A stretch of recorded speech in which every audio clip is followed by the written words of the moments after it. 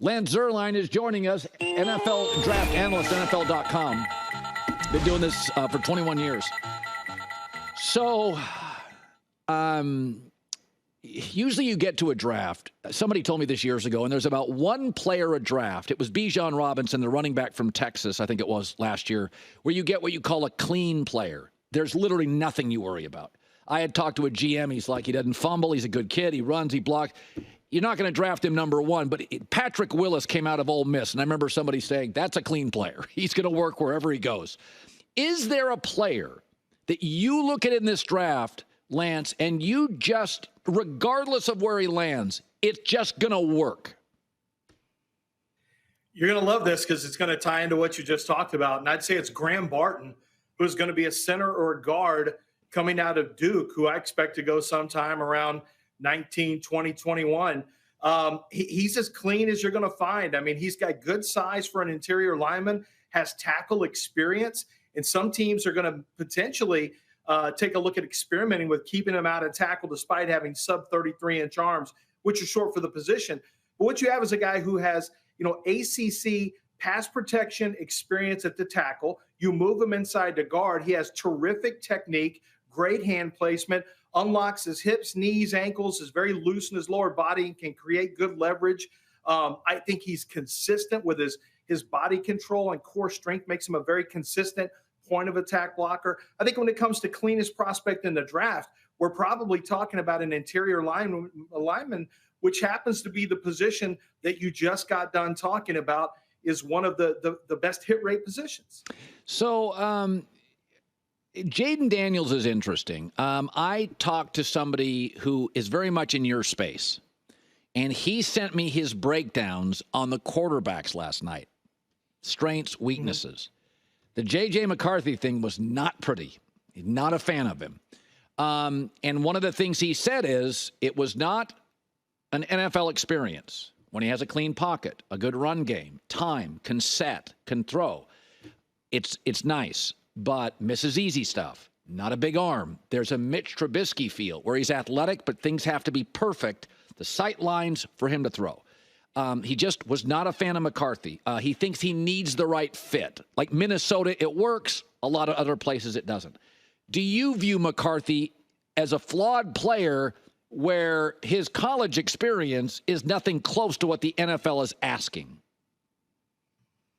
Well, I think it's tough because it used to be what the NFL was asking, and I think it still can be in terms of, look, if you have a great run team, if you have a great offensive line or a good offensive line in front of you, and you have a defense that keeps you ahead of the sticks at all times in terms of the scoreboard, yeah, I mean, obviously that's ideal for any quarterback. I think what we're looking at here is what offenses does JJ McCarthy fit in? And I think he does fit in the team you mentioned, Minnesota, with that play action, boot action stuff that Kevin O'Connell runs. Obviously the same thing, we've seen from Green Bay and we see from Shanahan and his dad, Mike Shanahan, Gary Kubiak, who was in Houston when I was there. So I think the problem we have is I think the scouting report you had on him is it's a tough scouting report considering the fact that he hasn't been asked to do some of those things. I think it's the mistake you make is assuming you can't do it just because you haven't been asked to do it. It's a guy who's got a 60 record dating all the way back to being 15 years old in high school. I mean,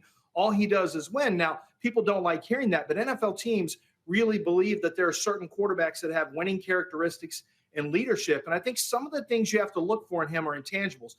Just perfect transparency here. I have a late borderline first round to second round grade on him. But a lot of that is simply because I can't see it yet because they haven't asked him to do it yet. But I'm not going to make the mistake of saying he can't do it. I do think, Colin, he's a game manager, and we have to see if you ask more of him and you bring him along and allow him to keep growing as a player and giving him more experience, can he become a playmaker instead of a snap taker?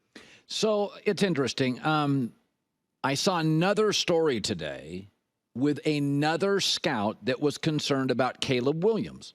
And it doesn't mean much to me. I've seen a dozen kids, 100 kids cry in March Madness when they lose. So if a quarterback runs into the stands after he loses, it's not the locker room, it's the stands, and goes into his mother's arms. I've seen these college athletes, they're kids, they cry, it's emotional. But I read this article and the nails and that stuff, and it's not the first time I've heard it. I don't know. You talk to these scouts and executives. I've talked to two people now that said the Bears don't have the guts to do it, but Jayden Daniels the better player. What do you make on the Jayden, Caleb? Who do you have ranked higher? I have Caleb by 0.01. Like, it's literally, they're deadlocked. On tape, Jayden Daniels had the better tape this year, and it's not really, he had the best tape of anybody in college football. It's not really even debatable. But when you look at Caleb Williams, there's projections that you really like a lot. I think what happens is I do think there is a little lower floor with Caleb Williams for some of the things you're talking about.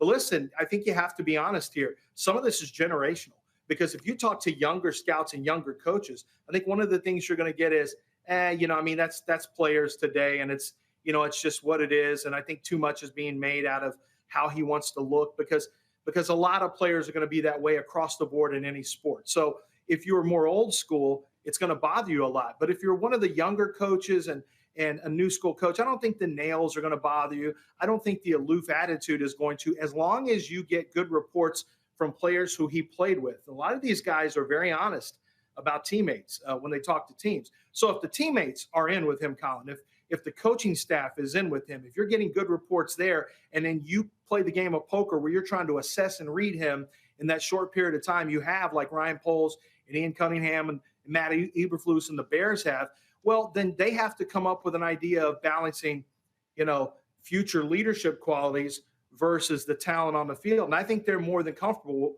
with what they have with Caleb Williams. But I understand the concerns, because for years it would have continued to be a concern. But I do think some of that is generational. And I do think the more it continues to happen in this era of football, the more teams are going to worry about that kind of stuff a little less. So let's go back to our chart. On 20 years, hits or misses.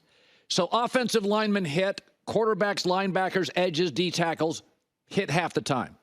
Then you go to the bottom. I think I can explain the tight end based on my theory that college tight ends are not asked to block elite pass rushers much, and you are in the NFL, and many of them are just, they can't do it. They just get, that's why Iowa guys always work in the NFL, is they're asked to block at Iowa. Wide receiver, I've got my own theories on this, that you should draft receivers second round on. It's an ego position, a spectacular touchdown position, a flash position. I think receivers that are dropping the draft, that are slightly overlooked, Amon St. Brown, they come in with a little chip and something to prove. It's the most spectacular position in the sport outside of quarterback. Your touchdowns are spectacular. And in high school, college, you come into the sport, throw me open. That's my theory on it. Maybe it's a route running thing. But this receiver number is startling, that 3 out of 4 are misses. And every draft I ever have been involved with, we're absolutely sure they're the biggest hits. They're the biggest misses. Is there what's your belief on this? What's happening?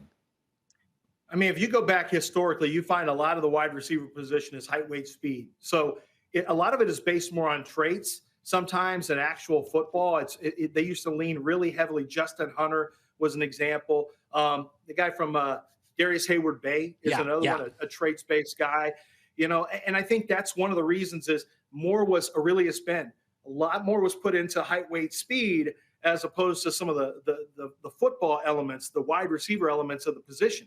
I think that's one of the reasons. But I also think another reason is because, with quarterbacks being as valuable as they are in the first round of the draft, and also another high failure rate position, what goes hand in hand with a quarterback? It's left tackle typically and wide receiver. And now even more so over the last 7-8 years, wide receivers have taken on a bigger role. But I think it's fascinating that the philosophy you have is what the Green Bay Packers have had forever, and that's don't draft a wide receiver in the first round. And I know there are other GMs out there who have a similar idea. And when you look at this year's draft specifically, Colin, and you see Ladd McConkey, potentially Xavier Legette, when you see Ricky Pearsall and Roman Wilson, I mean, Javon Baker from UCF, there's some talented wide receivers on day 2. And I could make a point that offensive line, that's a bigger hit rate position, and a position that's typically much more stable.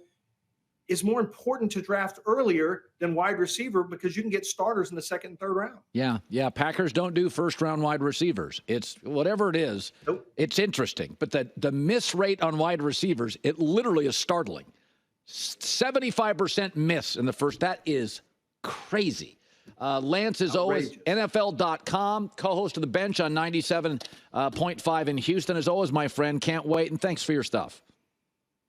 Have fun this draft year. We appreciate it. All right.